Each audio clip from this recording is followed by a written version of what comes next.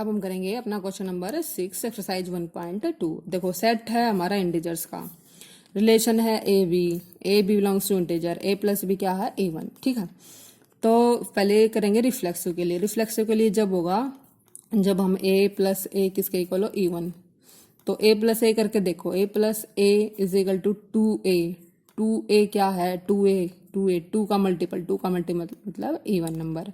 Even number आ गया तो मतलब ए किस में बिलोंग कर गया आर में, क्योंकि कंडीशन ये थी ना ए प्लस ए मतलब ए प्लस बी इवन आ जाए तभी तो ए बी होगा, तो that means A belongs to R है। इसका मतलब क्या है वो, और A plus A even number है तो ए जो अपना ए है वो किस में बिलोंग कर गया आर में। सिमेट्री के लिए हम लेके चलते हैं A B belongs to R. अगर a B belongs to R है तो that means a plus B even number है। अगर मैं इसको उल्टा कर दूं बी प्लस है, कुछ फर्क नहीं पड़ेगा, वो भी इवन नंबर होगा। जैसे 2 + 4 कर दें वो भी 6 इवन, तो 4 + 2 करेंगे तो वो भी इवन ही होगा। तो B A belongs to R, B A belongs to R है, इसका मतलब आर इज क्या है सिमेट्रिक रिलेशन, आर क्या है सिमेट्रिक रिलेशन है। ठीक है, अब हम करेंगे ट्रांजिटिव के लिए। ट्रांजिटिव के लिए देखो हम दो पेड़ लेके चलते हैं, A B belongs to R और b C belongs to R. तो ए प्लस बी इवन है, बी प्लस बी इवन है, बट दिखाना तो हमें क्या है ए कोमा सी मतलब ए प्लस बी इवन। तो दोनों को जोड़ दो, a plus b plus c, a plus c 2b is even plus even even. तो हमें ये बात का ध्यान रखना है कि जो इवन और इवन है ना, इवन प्लस जो इवन है तभी इवन आता है। ठीक है, अगर ओड प्लस इवन होता ना नंबर तो क्या आ जाता ओड। कैसे देखो, अगर मैं 5 + 8 कर दूं तो 13 ही आंसर आएगा, मतलब ये ओड है ये इवन है। तो ओड और इवन का जोड़ हमेशा क्या आएगा ओड, और इवन का जोड़ हमेशा क्या आएगा, ये क्या आ गया 12, वो हमेशा आएगा इवन। दैट मीन्स जो ए सी और 2b है उसका जोड़ है इवन। तो 2b तो हमें पता है क्या है इवन है, क्योंकि 2 का मल्टीपल है, और हमें पता है ए प्लस बी क्या होगा इवन होगा। That means A C belongs to क्या है आर है। ठीक है, अब हम करेंगे क्वेश्चन नंबर 7। देखो 7 क्या है, 7 में है हमारा सेट तो है रियल नंबर्स का, और हमारा रिलेशन है A B such that A square plus B square is equal to 1। ठीक है, इसमें हमें बताना है कि एस है ना इज नॉट इक्विवेलेंस रिलेशन है, एस इज नॉट इक्विवेलेंस। और मैंने बताया था जब नोट दिखाना तो कोई एक को दिखा देंगे हम, बी ये रिफ्लेक्सिव नहीं है या सिमेट्रिक नहीं है या ट्रांजिटिव नहीं है, तो हमारा क्या आ जाएगा वो इक्विवेलेंस रिलेशन नहीं होगा। अब देखो फर्स्ट जैसे मैं रिफ्लेक्सिव के लिए ले लूँ तो मैं लेके चल पड़ेगी भाई, मान लो लेट ए है हमारा वो बिलोंग्स टू क्या है रियल नंबर आर। तो अगर वो रिफ्लेक्सिव होता तो क्या होता a square plus a square b equal to 1 होना चाहिए था, कंडीशन सेटिस्फाई होनी चाहिए थे। करके देखते हैं, चलो 2a square is equal to 1, 2a square is equal to 1। कभी भी 2a स्क्वायर 1 के इक्वल नहीं होगा, क्योंकि अगर हम ए की वैल्यू 0 भी ले लेते हैं तो 0 आ जाएगा, वो भी 1 के इक्वल नहीं होगा। अच्छा हम 1 ले लेते हैं तो 2 × 1 का स्क्वायर इज इक्वल टू 2, वो भी 1 के इक्वल नहीं होगा। इसका मतलब ए स्क्वायर ए कभी भी किसके इक्वल नहीं होगा 1 के इक्वल नहीं होगा। इसका मतलब a does not belongs to R, मतलब आर इज नॉट रिफ्लेक्सिव। जब आर रिफ्लेक्सिव ही नहीं है तो वो इक्विवेलेंस कहाँ से होगा, इसका मतलब R is not an equivalence relation. R क्या है इक्विवेलेंस रिलेशन नहीं है। ठीक है, अब पढ़ेंगे हम क्वेश्चन नंबर 8। क्वेश्चन नंबर 8 क्या है, क्वेश्चन नंबर 8 में है हमारा सेट तो है ट्रायंगल्स का, ट्रायंगल्स ठीक है त्रिभुजों का, जितनी भी हमारी ट्रायंगल्स हैं। ठीक है, और सेट तो है हमारा ट्रायंगल्स का, और रिलेशन है कि हमें दो ट्रायंगल है ना, दो ट्रायंगल जब आएंगे मतलब इन दोनों का जोड़ा ए बी ले लो, वो उनको ट्रायंगल मान लो आपकी मर्जी है, वो जब आएंगे जब A1 है वो किसके कॉन्ग्रुएंट होगा, जो del 1 है किसके कॉन्ग्रुएंट होगा del 2 के। ठीक है, मैंने ये त्रिभुज मान ली, दो त्रिभुज जब कॉन्ग्रुएंट होगी ना, जब इनका जोड़ा बनेगा, जब ये पेयर बनेगा तब ये किस में आएगा रिलेशन में। तो फर्स्ट हम रिफ्लेक्सिव के लिए चेक करते हैं। तो रिफ्लेक्सिव के लिए मैंने एक ट्रायंगल ले ली, बिलोंग्स टू सेट, इसको ए मान लो, सेट ए से।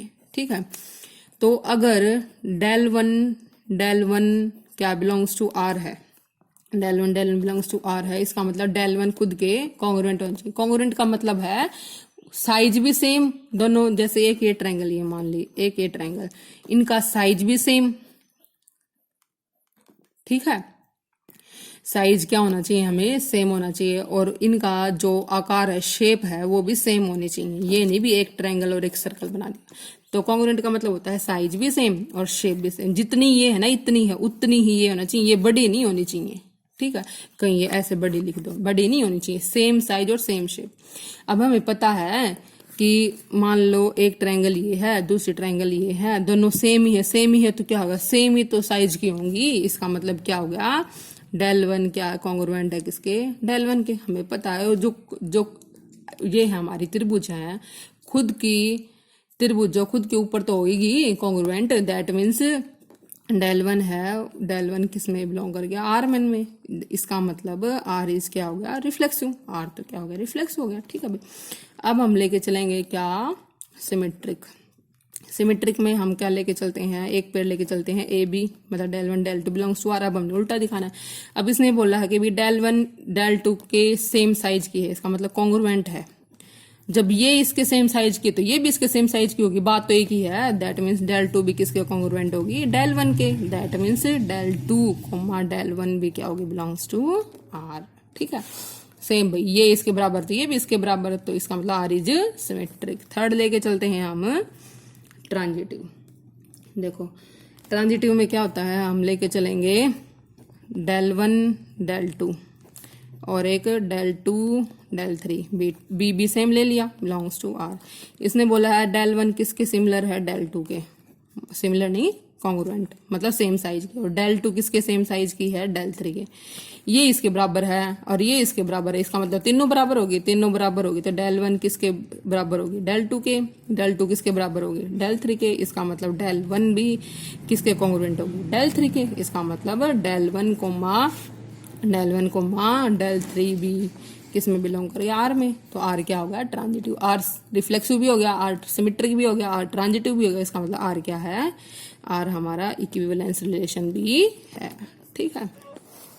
अब हम करेंगे क्वेश्चन नंबर 9। क्वेश्चन नंबर 9 में है हमारा सेट, तो है सेट हमसे दे रखे हैं एक्स और वाई, ठीक है। मतलब एक्स और वाई दो सेट दे रखे हैं, और रिलेशन क्या दे रखा है, रिलेशन दे रखा है कि भाई ए और बी दो पेयर जब आएंगे, जब एफ ऑफ ए किसके इक्वल हो, एफ ऑफ बी। ये फंक्शंस दे रखे हैं हमें, और फंक्शन एफ क्या है भाई, डोमेन तो हमारी एक्स में से है और रेंज किस में से है, वाई में। ये भी आसान है। देखो रिफ्लेक्सिव के लिए लेके चलते हैं हम, तो रिफ्लेक्सिव के लिए लेके चलेंगे तो देखो रिफ्लेक्सिव के लिए तो हमें ए की लेना है। ए बिलोंग्स टू क्या है हमारा सेट, क्या हमने एक्स में से लिया, ठीक है। अब देखो रिफ्लेक्सिव के लिए इसने कंडीशन क्या दी है भाई, F of A is equal to F of B होगा ना, जब ए बी आएंगे। तो बट हमने तो दिखाना है ए, तो इसका मतलब क्या आना चाहिए, f of A is equal to F of a. अब देखो क्या f of a equal to F of a होगा, कोई चीज खुद के इक्वल तो होगी। इसका मतलब ए बिलोंग्स टू क्या होगा, आर। जो कंडीशन होगी ना उसके हिसाब से चलेंगे। कंडीशन क्या थी, F of A is equal to F of B, तो ए बी इक्वल वो बिलोंग्स टू किस में होंगे, आर में। तो अब हमने दिखाना ए, इसका मतलब बी की जगह क्या आएगा, ए। तो f of a equal to F of a होता है, हाँ होता है। इसका मतलब ए बिलोंग्स टू आर।